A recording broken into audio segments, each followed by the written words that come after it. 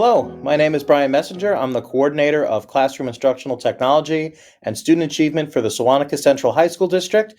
We are a school district located on Long Island, New York, and just going to share some of our experiences over the very eventful last few years and how we have really succeeded in providing all of our students with an education through remote instruction, through hybrid instruction, and now back to full in-person instruction, and tell you a little bit about the journey and tell you a little bit about how JAMP has supported us along the way.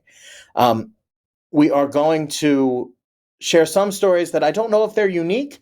I don't know if they are something that you all have experienced, but the entire theme of it all is that we have, in some ways, accelerated using iPads in the classroom. We have accelerated the pace of getting all people engaged, and we've been able to do some unthinkable things at sort of on a moment's notice, and that has gotten us to where we are now. And very excited to get back to quote unquote normal, but there are a lot of lessons that we learned along the way, and I'm just going to share some of those with you today.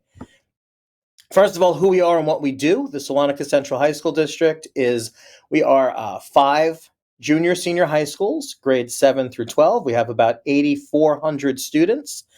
We support four distinct communities. We are on Long Island, New York.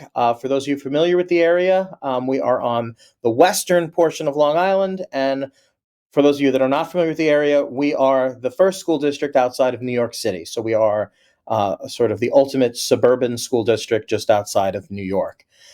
We have about 12,000 Apple devices.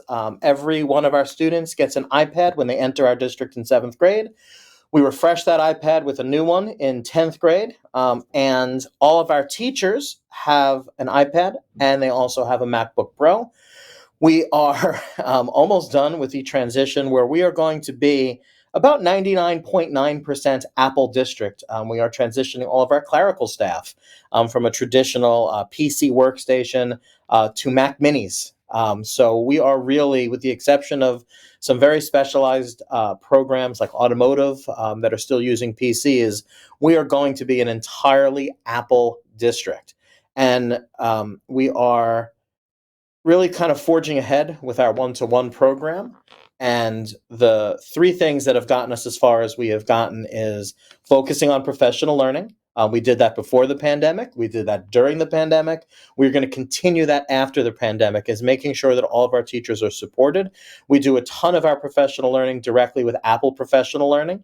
We are completely focused on digital innovation, not digital substitution.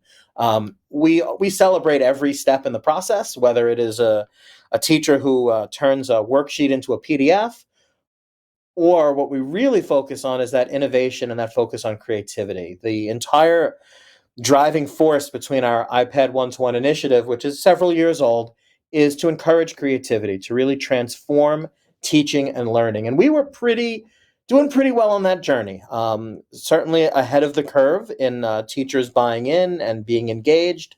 And then, of course, just like anyone in education, we were rocked by the COVID-19 pandemic, which, of course, started off with 64 days of remote learning from March 2020 to June 2020. We were ordered to close all schools, and we were in a remarkably good place.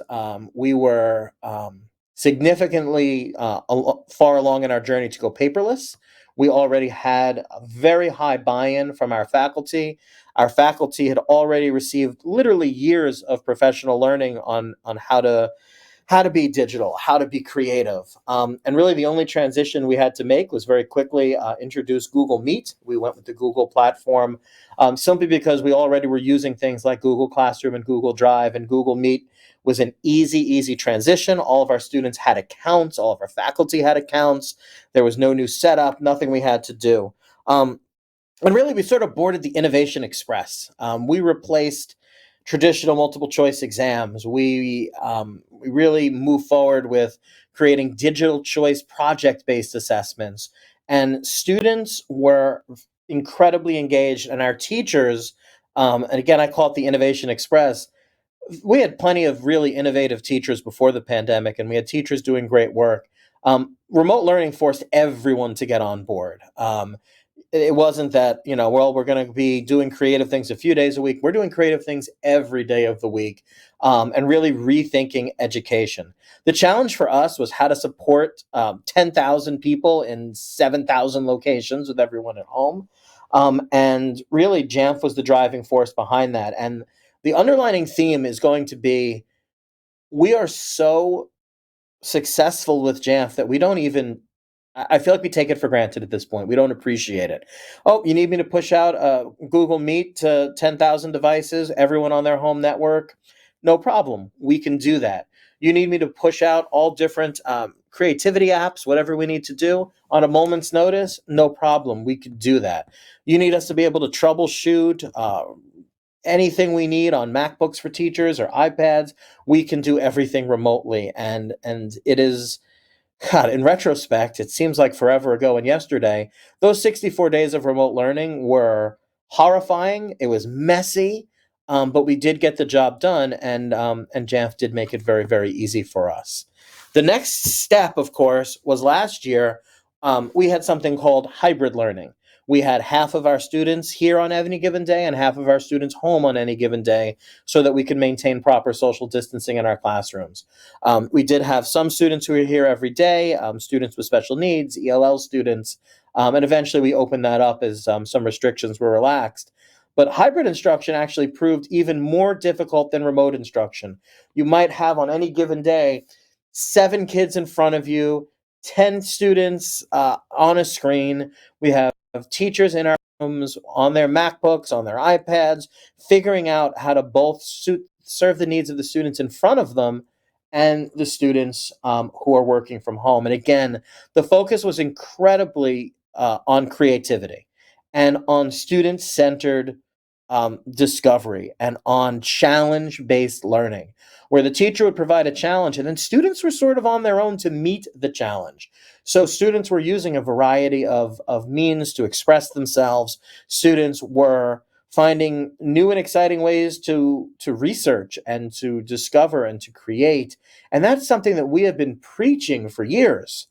And hybrid learning sort of forced the issue because our teachers very quickly realized you can't chalk and talk when you have half your students in front of you and half your students at home. And everyone at home was under a different scenario. Are they in a very quiet home where they had privacy?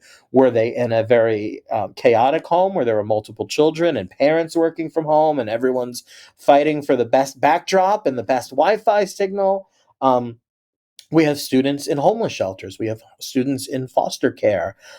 So when you're trying to meet the needs of all of those students in so many different environments, it creates an incredible challenge for teachers. And teachers realize that the asynchronous approach was the one that worked the best. Standing and delivering for 43 minutes wasn't going to work. That it was very much provide students with what they need digitally, have students explore and discover, and have students really rise to the occasion of challenges in their own way at home. And every day was a new adventure. And there was an app for everyone. We insisted that we provided our full offering of courses. So if you're an artist, you are at home every other day. You may not have supplies. We're going to find a way for you to do art digitally and provide you with apps that support you digitally. You are a music student. Maybe you don't have an instrument at home. We worked to make sure that students had instruments, but we also made sure that students maximized their digital instruments using things like GarageBand and some other programs that we brought in. But what was amazing is that even though on any given day, I didn't know where my students were, they were scattered between schools, between homes. They absolutely were able to get whatever they needed with the power of Jamf. So we were breaking, in case of emergency, all of the features of Jamf. We needed to communicate with them. I can change the backgrounds on their iPads, and we were doing that on the regular. You know, we were pushing out web clips left and right. Here's the calendar because students are trying to remember, wait, do I go to school today? Do I not go to school today? We were creating all sorts of smart groups to make sure that students were receiving the proper messaging. Their iPad literally was their lifeline. It was their connection to their school, their connection to their friends, and we were making sure that no one missed a moment of the learning experience, even during hybrid instruction. A perfect example is the tale of AP exams. The College Board decided that they were going to do remote AP exams, but full length AP exams. And they announced that you needed a computer, that iPads would not work. And that's a story in and of itself. And we had many interactions with the College Board, trying to get an explanation as to why iPads wouldn't be acceptable. We worked with them to change that. Ultimately, they did not. But now I have several hundred students who only had an iPad, and we pride ourselves on equity. We make sure all of our students have equal opportunity and equal access. And we had some students who just didn't have a computer but wanted to take their AP exam. Their parents would not allow them to come to school because during hybrid learning, we still had a significant number, sometimes as high as 65% of our students who opted for full remote. So now we needed to provide a computer. College Board said, "Oh well, we're working on a program to loan everyone a Chromebook." We're like, "No, no, no, dirty word, no Chromebooks." So we basically got 200 MacBooks. We had MacBooks in inventory that were sort of backups for other purposes, and we immediately configured them for AP exams. We made sure that we packaged up the software and deployed it to all the MacBooks. We made sure that we put proper restrictions on it because traditionally our students don't bring MacBooks home. We wanted to make sure that they were secure and safe and appropriately filtered for any students. And we also wanted to make sure that we were able to basically provide a care package. Hi, knock, knock, knock. We're delivering this MacBook to your home so you could take an AP exam. You have it for today. We'll get it tomorrow. And we want to make sure you're able to use it. And we were able to leverage the power of Jamf to really, on very short notice, take 200 MacBooks that were really prepared for teacher use, convert them to student use, and make them as simple as possible so that our students were able to, with no training, at home, without anyone showing them hands-on, jump on board and take their AP exams because we wanted to make sure that we provided that equitable access. We did not want to rely on the hope that every student had access to a computer at home. We know that many of our students don't, that our iPad is their only access to the internet and to the world. And we were able to provide MacBooks for all of those students. And the number of technical problems we had was zero. And our students, it just sort of happened. And it sounds like something chaotic. It sounds like something scary. We really just said, no, we're going to make it happen. We're going to get it done. And that is just, again, part of that tale of we know we can do anything with Jamf. We know we have incredible power with Jamf. And we barely broke a sweat meeting that challenge. Similarly, you've probably have heard the Sewanaka District tell its tale about using the GeoGebra Graphing Calculator app on New York State paper-based Regents exams. During full remote learning in 2020, New York State canceled their Regents exams. In June 2021, they still had several key exams, including math. So we were once again faced with allowing our students to use their iPads, locking their iPads into the GeoGebra Graphing Calculator app, and allowing students to use those calculators on their paper-based Regents exams. We were the first, and we remain one of the few districts in New York who is certified by New York State to be able to use those. But now the challenge is again, we had a lot of students remote. We need to make sure their iPads were updated. We needed to make sure they had the current GeoGebra software. We needed to make sure that their iPads were able to receive a configuration program to lock it into single app mode at home because they were going to lock at home and the students were going to come to school to begin their Regents exams. Even that we were able to accomplish with zero technical problems. And that configuration profile is something that we have worked with Jamf over the years. Jamf has improved the process so we can create smart groups, smart user groups based on class rosters and lock one class at a time. And it was a very, very smooth process, again, under the worst of circumstances. And when we started the whole pandemic, things were a little hectic and chaotic. And we basically have learned we don't have to worry. because we know that we have the power of Jamf behind us, but we also know that we have the Jamf team behind us, that when we did run into something that I couldn't figure out, we knew that support was a phone call away, and we're very grateful to our support team that we work with, and they do everything for us. Fast forward to this year, and here we are. We started off, I get a call saying, Brian, we're going to do a summer enrichment camp. We're going to have about 1,400 students entering grade 7 and 8, and we want to welcome them back because the plan is to go full in-person instruction in the fall. So we are going to have iPads for we do a summer camp, and we need iPads for every incoming 7th grader 2 months early. We were prepared to provide all incoming students with iPads in September, being told we needed them on July 1st. The question was asked, Brian, do you think you can get this done 2 months early? Sure, no problem. And we did. We were able to set them all up. We were able to distribute them to students, not just students who are new to our district. These are students who have probably not set foot in a school in 2 years. And we wanted to make sure that their introduction to our district was warm and caring and nurturing. But we also wanted to show them from day one that technology is something that we use in our district to empower, not something that's going to cause additional stress. So we were able to launch all of those iPads, signed into all accounts, signed into Apple ID. Literally, here you go, have an iPad, and here's some instructions on how to use them. We did little workshops and classes, intro to iPad, and the students spent their entire summer doing things like coding and robotics and creation with their iPads to welcome them to our district. And we could not be more proud to show these students who have really suffered through 2 years of learning from home that iPads are fun and that we use them in this district to promote creativity and innovation. And that was a great introduction for them to our district. We are, after our summer enrichment camp, we welcomed everyone back. It's September, and what we have found is that our district has fast forwarded 5 to 10 years.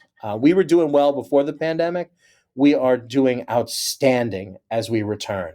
The iPad was not an afterthought before the pandemic. It was not an add on. It was essential to learning before the pandemic. Now it is a lifeline. We get new students into this district every day. We are seeing a surge in enrollment, and we know that we need to get that student the iPad within 24 hours of them signing papers to enroll, because we know that when they walk into the classroom, if they don't have an iPad, they are not going to be able to learn. That they absolutely need that iPad on day one, ready to go. Our teachers are 100% digital. Our teachers are all in on using creativity. Our teachers are all in doing what's best for kids. But here's the best part. Here is the absolute best part. We have to recognize that our students have seen the light. Our students have been learning from home for the past few years without chalk and talk, without a teacher in front of the room, without the oracle of knowledge lecturing. Our students have been creating and discovering and answering challenges. And we hired a big wave of new teachers in our district this year. And I was very honored to be able to do professional learning with every single one of them. And when we did that professional learning, we emphasized that our students are not going back. That if you plan on starting your school year by standing in front of a classroom and saying, put your iPads down, take the notebooks out, and copy off the board, you're going to be in for a rough September, because the students aren't going to take that anymore, because they have realized that they can learn better through creativity. They can learn better through creation. And that is why I say we have fast forwarded at least 5 to 10 years, because while we have welcomed all of our students back to school, and I could not be happier to see students in school. I spent 16 years of my life as a teacher, and I know the best place for a student is in school. We absolutely know that those students are coming to a school that is different, that our teachers have not thrown away digital choice assessments. Our teachers have not thrown away challenge-based learning. Our teachers recognizing that many of the lessons we learned during the pandemic on how to focus on students and what they need, how to personalize instruction, that it's not one size fits all. It's not like, all right, all 32 of you are going to do this, that, and the other thing on a piece of paper and this font and this margins and whatever you're doing. We're allowing students to be individual. We're allowing them to be creative. We have learned under the worst of circumstances how to be better educators. And all along the way, our job in the world of instructional technology is to make sure that technology is not a stress point, to make sure that technology is there to do what it is designed to do, to empower teachers, to empower students, and to help transform teaching and learning. And we have been able to do that with the incredible power of Jamf that we forget about, that we take for granted because it is so reliable and it is so capable that it makes everything we do look easy, and nothing in the past several years have been easy. So thank you for listening. I hope that some of the stories are inspiring. Some of the stories inspire you to ask questions, which I'm happy to talk to you about anything. And I wish you and your students nothing but the best in the upcoming school year. And I hope that you are able to also fast forward innovation and teaching and learning in your district. Thank you so much for listening. Have a good day.